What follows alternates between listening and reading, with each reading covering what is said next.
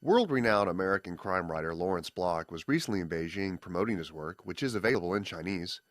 Mr. Block is 72 years old and has been writing professionally since the age of 19.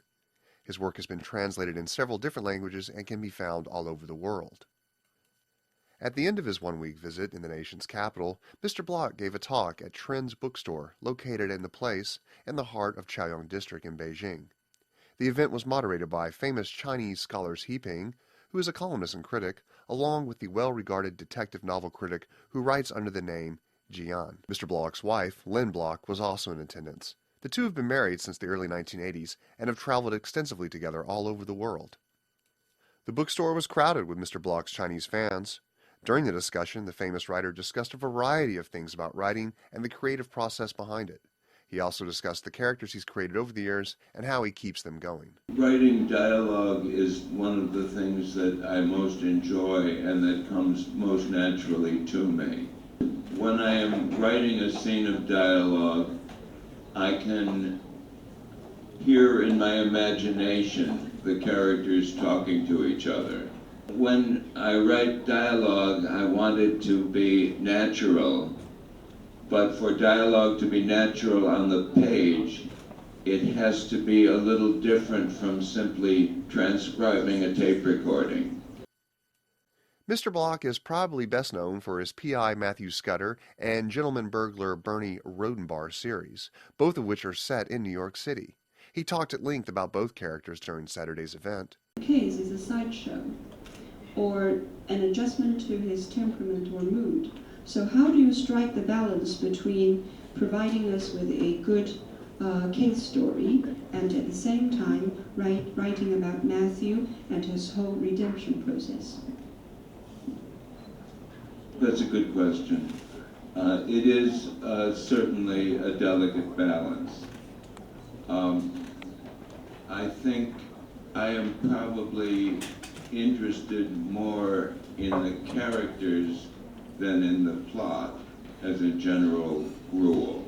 However, there has to be a strong story, a strong case, or what happens to the characters is not important.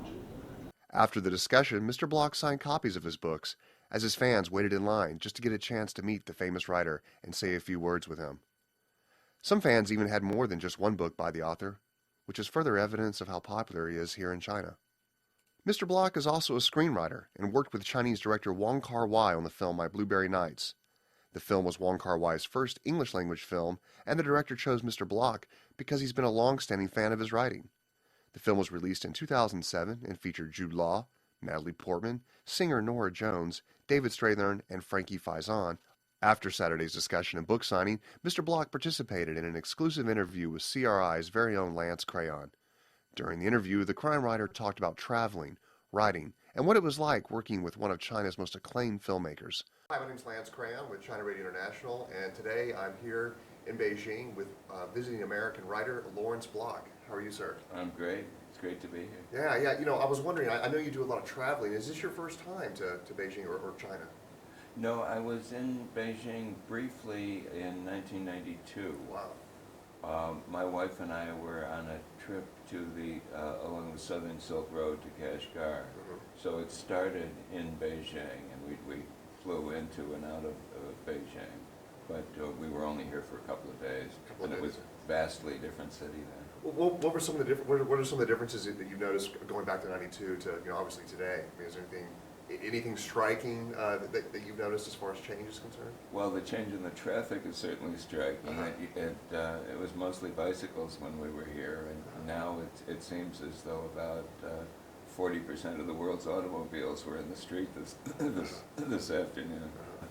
I did a film with Wong Kar-wai, Right. Blueberry Nights, and that came about because he had read my books, my Matthew Scudder books, quite a while ago, and responded to them and wanted to get in touch with me. And we sorted through various projects, and we wound up working together on Blueberry Nights. Yeah, you know, I've seen Blueberry Nights. I love Wong Kar-wai.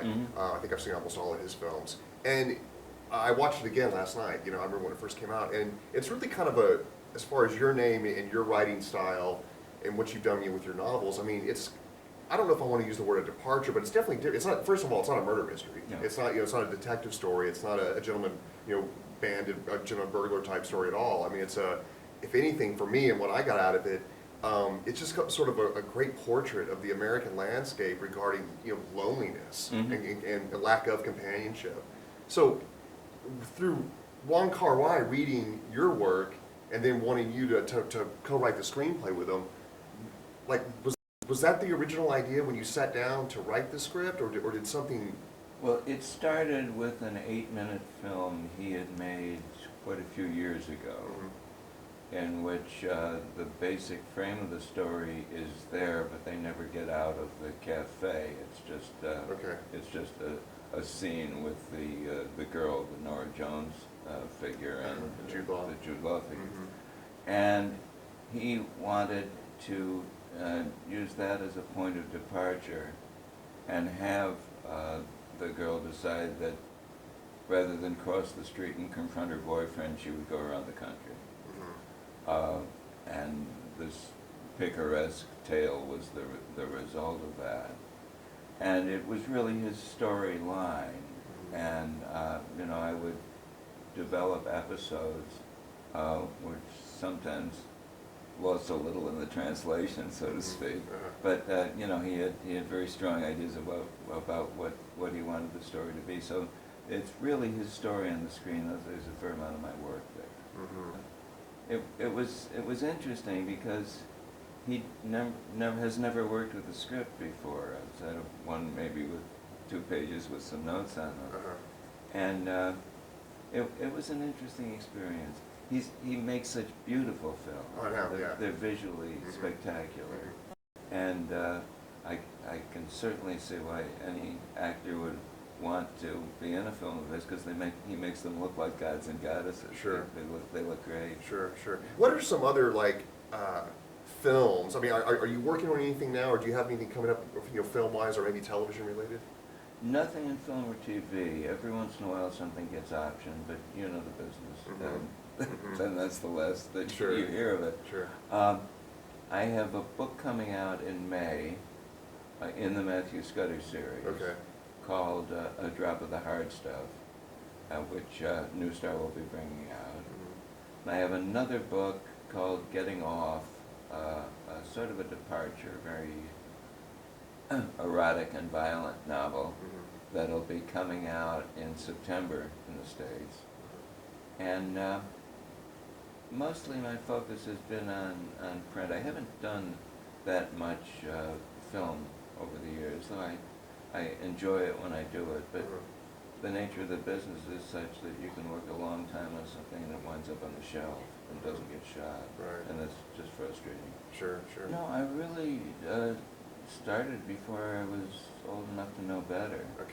I realized, my second or third year in high school, that this was what I wanted to do, and that something convinced me that I could do it. Perhaps because I didn't realize that one usually can't.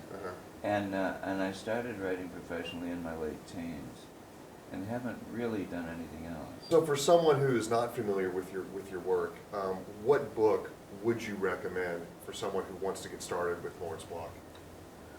Well, the 2 principal series really are Matthew Scudder and Bernie Rodenbauer. There are 5 books in China in print about Bernie Rodenbauer, and I don't think it much matters which one you start with. Just jump in. I think so. With Matthew Scudder, you can start with the first book in the series, which is The Sins of the Father. It makes a certain amount of sense to start there. Or the 6th book is actually a kind of prequel, and probably a superior novel. So that might be a good one to start with, and that's called When the Sacred Gin Mill Closes. Wow, I love the title. Yeah.